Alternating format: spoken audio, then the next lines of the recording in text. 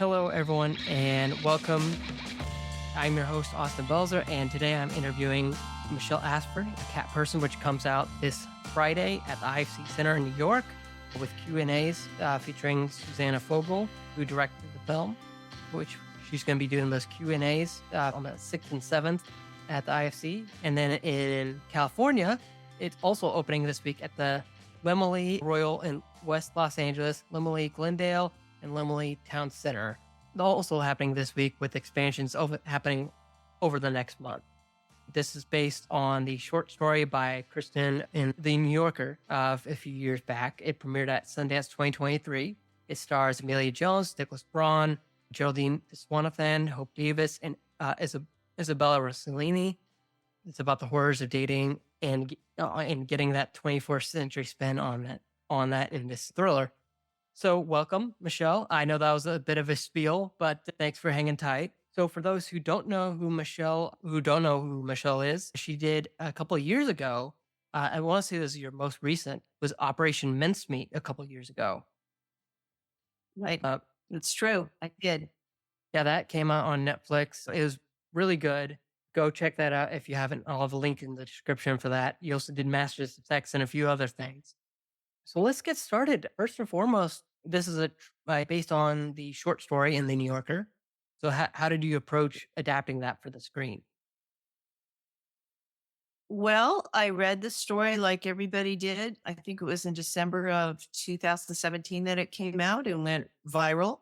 Somebody approached me and said, "What would you think of adapting this?" And so I read it. And like everyone, I was really kind of struck by how visceral it was, how strange it was, and mostly how relatable it was. So, but to me, it kind of had a nightmarish quality. And I thought, wow, if I were going to adapt this, I think it would sort of need to be in the horror realm, because I think that's a really interesting genre to be able to take societal issues, and by slightly exaggerating them, you get to actually look at them more clearly. So that seemed like a good way to go forward. Yeah, and as somebody who has been in the horrors of online dating, I can tell you it's a horror show. It absolutely. It's certainly gotten incredibly complicated. And I think that's one of the things that Kristen Ropenian's story does so well, is just to show the million ways miscommunication and misunderstandings can happen.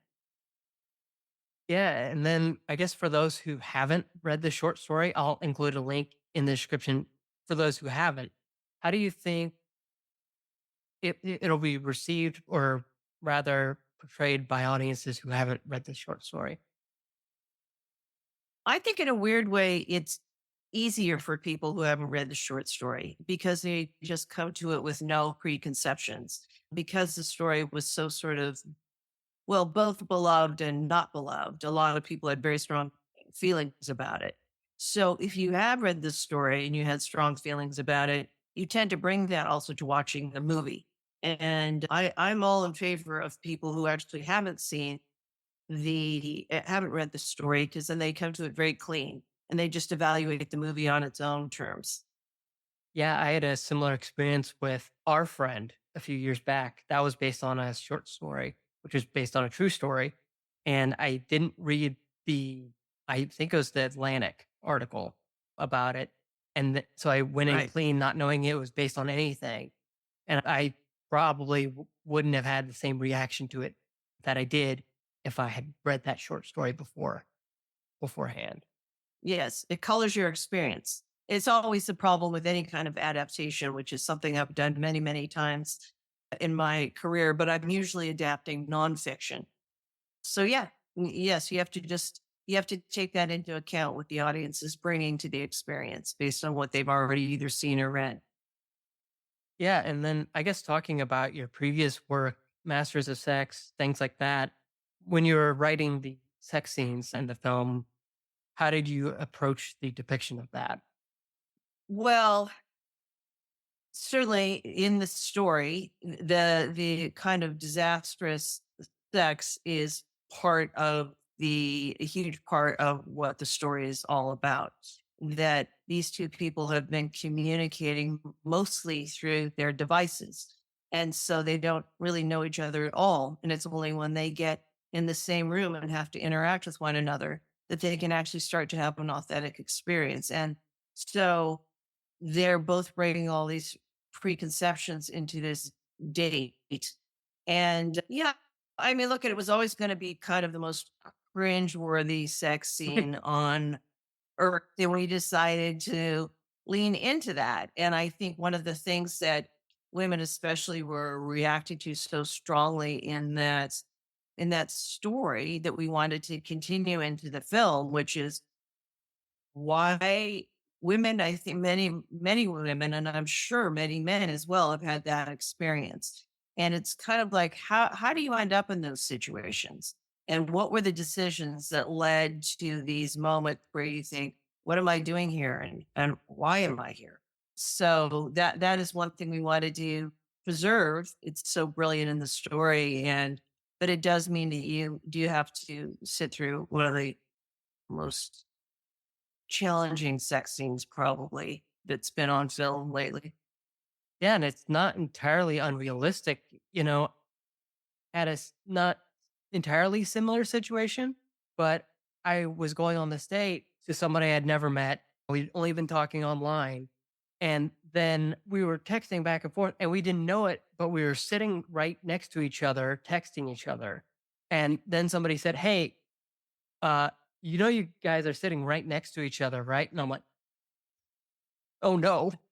But it's just that thing of, you have that thing where you're used to not seeing people in front of you, and then you're like, "Oh, now I've got all these things now that I have to adjust to on the fly instead of waiting for those three little blue bubbles." Or actually, back then the iPhone didn't exist, so it was just a flip up phone. But yeah, it's an interesting dynamic, I would say. I would certainly say our devices make it easier in some ways to find people, and it makes it way harder to know them. So, it's up to you to decide whether or not that's an improvement. I think what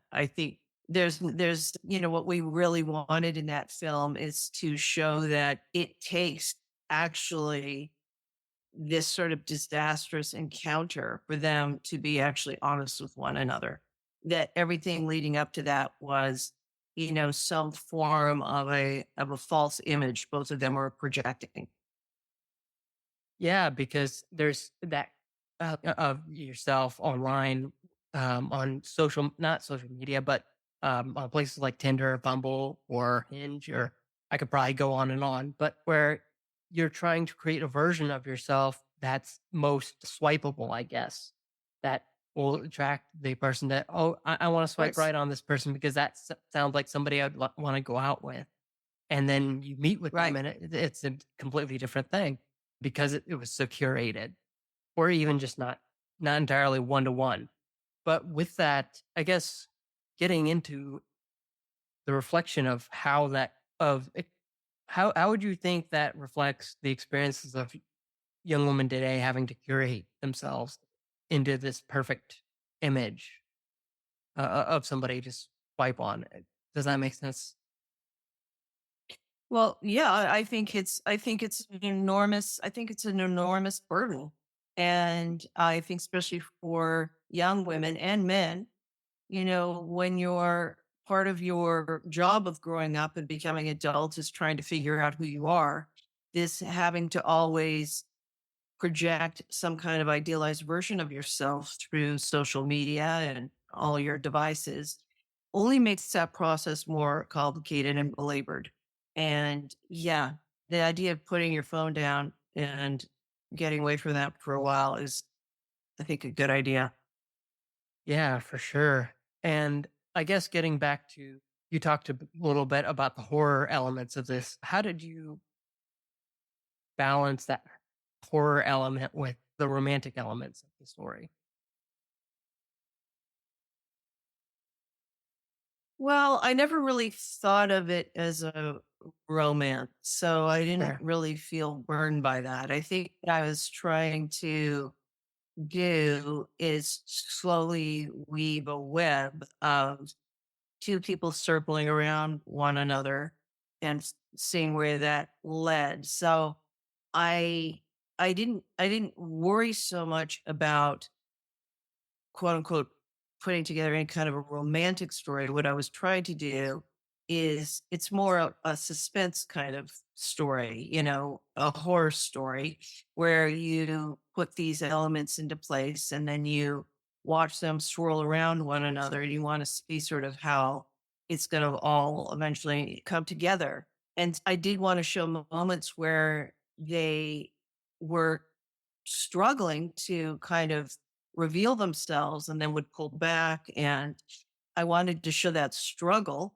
and try and find funny moments in it. And but both these characters are really living in their heads, for most of this until they just are forced to confront each other as real people. And yeah, I just didn't feel like, oh, I'm putting together a romantic comedy with a horror. I never felt that. Yeah, that's fair. And then I guess I would be remiss to not mention this, but for those who are in the news, the writer's strike just ended. And I just want to get brief thoughts about that really quick. If you don't want to talk about it, that's entirely fine. Just now that you get to promote your work again after months and months of not getting a fair deal. I'm happy that it's over. I think we all are. That was a long strike. I feel that it was a necessary strike. There's been many, many changes in our business, and yeah, there was just many things that needed to get sorted out and adjusted for this new world that we're living in with this, an explosion of streaming and everything. And I will say one thing about the writer's strike this time around. I've been through three in my life. This one was the membership was on the same page almost entirely. People were supportive. People understood the issues. The leadership did a remarkable job of keeping everybody informed. So there was a great deal of solidarity in this strike, and that made it much, much easier to bear, I think. Not that people didn't suffer. And I always have to say, it's just not the writers that suffer when we go on strike. So I think most of us are very aware, all the people that suffer financially when something like that happens. But, there was just the way that the financial situation between the companies and the writers was going had to be addressed. It was not going in a good direction. Yeah, especially with the tax write-offs that were happening a lot with streaming, and then suddenly, like, my work isn't anywhere.